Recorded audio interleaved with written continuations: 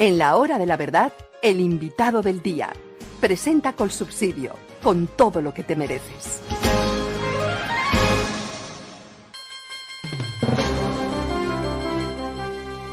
Doctor Julio César Iglesias, muy buenos días.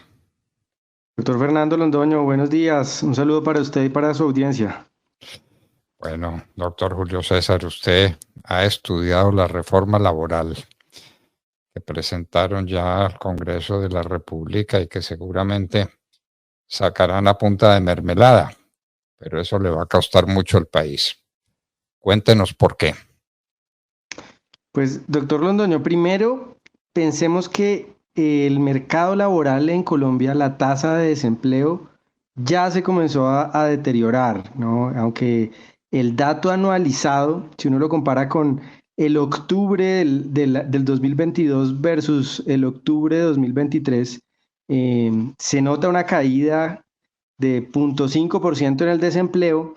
Si uno lo compara con el mes anterior, es decir, con septiembre, ya comenzamos a ver un deterioro en esa tasa de desempleo. Y eso, lo más probable es que va a continuar en los meses siguientes por cuenta, pues, de la desaceleración de la economía. ¿Y eso por qué es importante? Porque esta reforma laboral, como lo ratificó en un estudio el Banco de la República, liderado, entre otros investigadores, por cierto, por el hijo del señor ministro de Hacienda, Ricardo Bonilla, un investigador pues muy prestante del Banco de la República.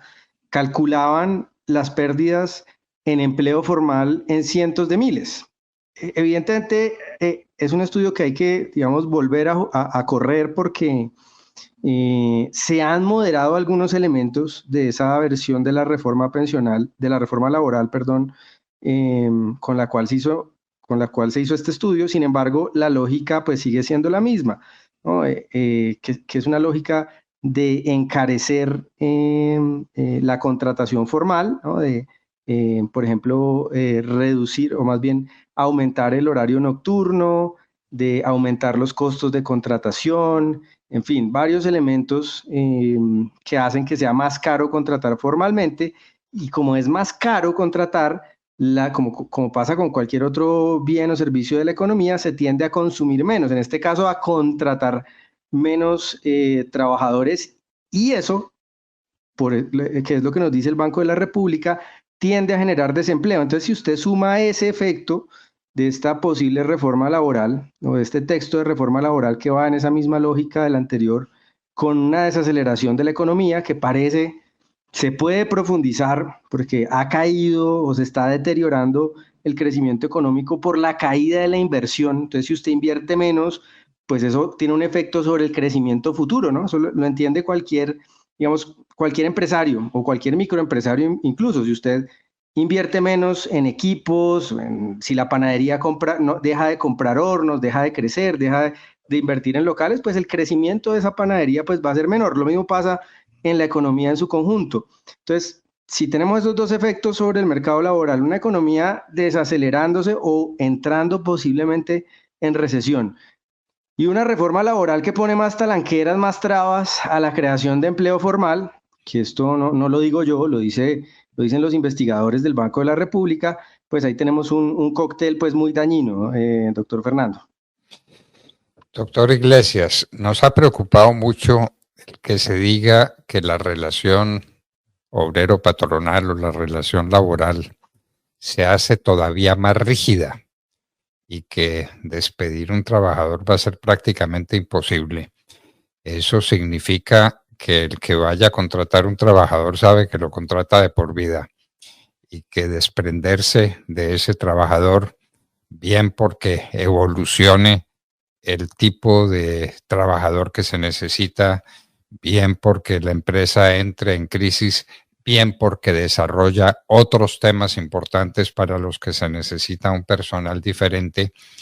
Si eso es así, pues ahí sí que es cierto que se va a producir un fenómeno restrictivo de la contratación laboral. ¿Qué nos dice usted sobre eso? Sobre la rigidez obrero-patronal o la rigidez del empresario para prescindir de los contratos de trabajo.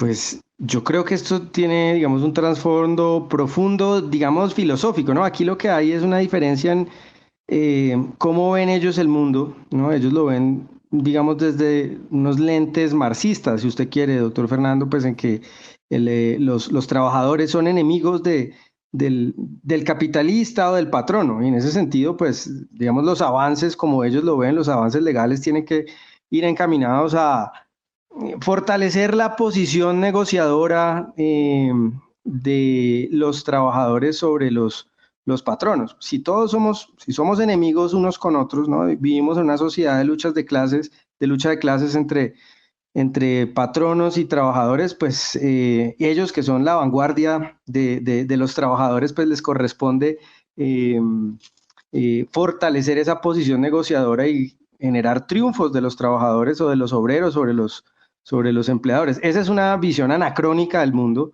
¿no? Sabemos que el mundo no funciona así, que los trabajadores, más que enemigos de los empresarios o del capitalista, son socios, ¿no? Son socios en un proyecto, en el desarrollo de una actividad productiva, y si uno lo ve así, digamos, poner estas rigideces, como usted dice, dificulta a esa sociedad, la hace más difícil que los empleadores puedan contratar, puedan asociarse con los trabajadores para desarrollar una actividad productiva, para cooperar, ¿no? Y entre, digamos, más dificultades, una manera de poner rigideces es evitar o más bien dificultar la terminación de esa sociedad, ¿no? Si usted, el ejemplo que yo siempre digo es, oiga, si usted le imponen, por ejemplo, que no se puede divorciar nunca, que obligatoriamente pase lo que pase, usted tiene que estar con su pareja sentimental toda la vida, pues la gente tendría más dificultades a la hora de comenzar en primer lugar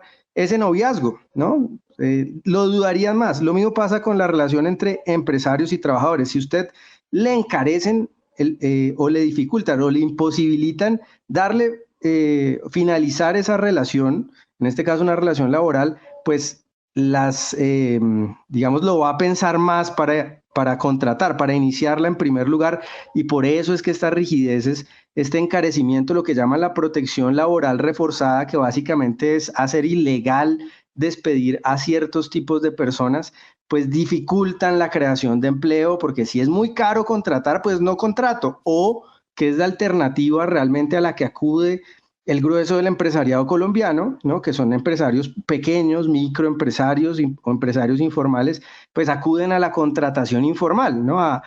Yo lo contrato a usted, hago un acuerdo informal, pero aquí no pagamos prestaciones sociales, no cotizamos a seguridad social, etcétera, y eso pues tiene unos costos gigantes, digamos, para el desarrollo económico. Entonces, el costo o los costos de estas rigideces pues son muy profundos a todos los niveles, ¿no? A nivel pensional, para el sistema de salud, es realmente la base, el fundamento de muchos de los problemas económicos que tenemos en el país, que no tengamos más flexibilidad, y esta reforma laboral lo que profundiza es esas rigideces que ya existen. Bueno, pero es que nos dicen además que las contrataciones que se hacen con intermediarios, los Rapid, por ejemplo, que se van a hacer imposibles porque todo el que trabaje en un Rapid, en una operación de estas informales no, una relación ocasional, van a quedar con contrato de trabajo. Entonces, pues Rapid desaparece y desaparecen todos los sistemas de contratación accidental, porque nadie se va a comprometer con contratos de trabajo en ese sentido. ¿Eso es así? Pues este es uno de los puntos que cambió en esta nueva versión de la reforma laboral, que era bastante rígida en ese aspecto. Ahí parece que hubo algo de, digamos, de éxito en el lobby que se le hizo al gobierno desde algunos sectores para que no, digamos, no obligaran a estas compañías pues de lo que llaman la economía colaborativa, ¿no? La nueva economía de las apps, o que le dicen en inglés el gig economy, ¿no? pues que no los obligaran a tener como empleados a personas que realmente no son empleados, ¿no? Claramente alguien que se vincula. Esa es en medio de tantas malas noticias, es una buena noticia, doctor Iglesias. Digamos que escogieron una solución salomónica y van a permitir una cotización por horas, digamos como un camino intermedio que sí seguramente va a encarecer, digamos, este tipo de servicios, y que va seguramente a dificultar la prestación de estos servicios, pero que de alguna manera, digamos, bueno, acude a un término medio que podría ser una solución razonable, ¿no? Razonable si no estuviera en el contexto de una reforma que en muchos otros elementos aparte de esto, pues es muy regresiva y muy dañina. Doctor Iglesias, si viene también una reforma pensional y de acuerdo a esa reforma pensional, los fondos de pensiones prácticamente desaparecen, que han sido tan exitosos en el manejo del patrimonio que se les ha confiado. Es que eso no se ha reconocido. El éxito de esos fondos de pensiones ha sido gigantesco y gran parte de lo que los colombianos tenemos depositados en los fondos se ha multiplicado de una manera exponencial por el buen manejo que se ha hecho. Y prácticamente desaparecen los fondos de pensiones, doctor Iglesias. Sí, pues la razón de esto, aunque formalmente nos dicen que vamos a hacer un sistema de pilares, eso digamos se queda en el PowerPoint, ¿no? O en el papel, porque todas las cotizaciones por debajo de 3 salarios mínimos se van a ir únicamente a Colpensiones, que como sabemos en Colpensiones no existe el ahorro, ¿no? En Colpensiones es un sistema, digamos, piramidal en donde lo que se cotiza se va gastando en las pensiones actuales. El tema es que en Colombia alrededor del 90% de los trabajadores gana menos de 3 salarios mínimos, entonces, pues digamos, el porcentaje de trabajadores que van a poder ahorrar, porque por encima de 3 salarios mínimos usted sí va a poder tener una cuenta de ahorro individual en un fondo de pensiones, pues va a ser un porcentaje muy menor y eso, digamos, sería en la práctica sí el fin del sistema de ahorro individual, más que de las AFPs, que de las empresas que gestionan estos sistemas, porque pues ahí uno puede decir, oiga, no, los que pierden aquí son los grandes banqueros. En el fondo, los que van a llevar principalmente la peor parte, pues son los dueños de las cuentas individuales. Es que no nos podemos olvidar, doctor Londoño, que las cuentas individuales, como en un banco, las cuentas que hay en un banco no son del dueño del banco, sino que son de los cuentavientes. Aquí los que en realidad van a perder su patrimonio, sus ahorros, grande o pequeño, son los cuentavientes de los fondos de pensiones, que son 18 millones de trabajadores del país. Y especialmente se ven perjudicados, paradójicamente, los trabajadores de menores ingresos, ¿no? Acá, pues la retórica del gobierno es una reforma para beneficiar a los pobres, pero como pasa en muchos temas, lo paradójico es cuando uno ve los efectos económicos en la vida real, los que llevan la peor parte a veces ni siquiera son los colombianos de más ingresos, sino al revés, los colombianos más pobres o los trabajadores que están en la informalidad y que a veces cotizan, ese tipo de personas llevan la peor parte.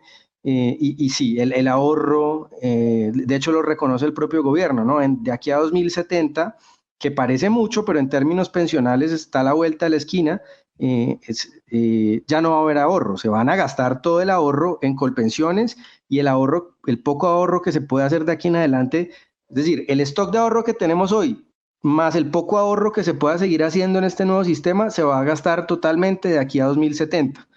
Y ahí nos dicen, bueno, la gente de 2070, que pues todos los funcionarios, la gran mayoría de los que están ahí ahora seguramente ya no van a estar en esta tierra, o no vamos a estar de pronto en esta tierra, pues en 2070 que otros sean los que se encarguen de ese problema, ¿no? Esa es más o menos la lógica que nos cuenta el gobierno, pues por supuesto es una lógica perversa, deshonesta sobre todo con los jóvenes del país que no saben, digamos, la estafa que les están metiendo, el engaño en el que los están metiendo. Doctor Iglesias, los fondos de pensiones han sido excelentes inversionistas, con unos resultados fantásticos que están a la vista. Gran parte de lo que tienen o tenemos los que estamos en estos fondos, pues que somos todos los que hemos trabajado alguna vez, tenemos que reconocerlo así. Ahora, ese dinero de Colpensiones, ¿quién lo va a manejar? ¿Y con qué criterio lo va a manejar? ¿Y cuáles éxitos han tenido los que lo manejan en esas inversiones de carácter financiero? Pues, doctor Londoño, lo primero es que, digamos, una parte, la parte mayoritaria de las cotizaciones de aquí en adelante, si pasara la reforma pensional, pues simplemente se van a gastar básicamente mes a mes.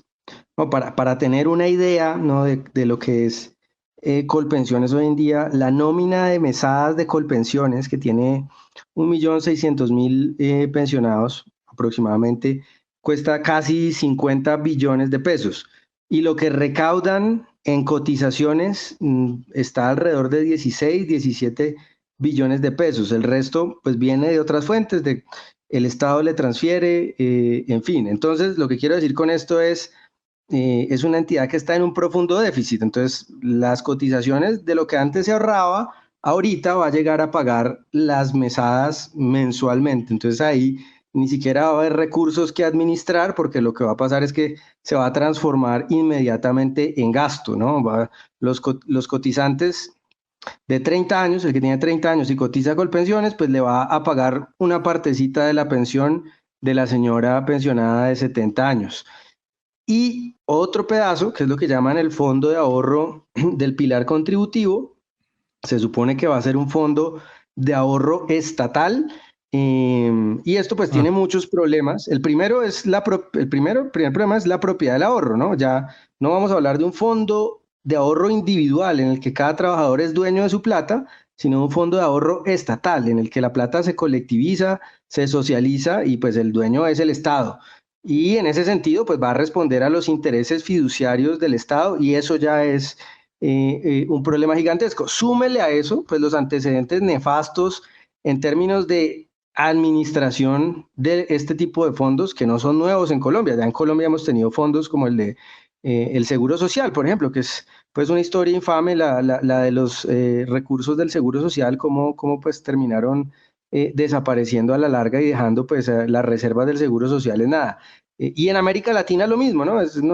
Regímenes populistas que han dilapidado el ahorro pensional de las sociedades en América Latina, pues esto es casi cotidiano. No veo ninguna razón para que vaya a hacer algo distinto. Aquí no vivimos ni en Dinamarca ni en Noruega, vivimos en un país de América Latina y confiarle recursos billonarios al Estado a un plazo de 50 o 60 años es realmente, básicamente, tirar la plata a la caneca de la basura porque no van a administrarlo bien, es muy poco probable que lo administren bien y básicamente van a usar esos recursos como un instrumento para financiar al Estado, no, digamos, respondiendo al interés fiduciario de los ahorradores y de los que hoy son sus legítimos dueños. Entonces, eso es, digamos, producto de lo que es en la práctica una confiscación del ahorro pensional. Bueno, doctor Iglesias, pues hacemos votos porque los parlamentarios entiendan esto que usted está diciendo. Esperamos que nos escuchen, esperamos que lo escuchen a usted y que escuchen la voz de la razón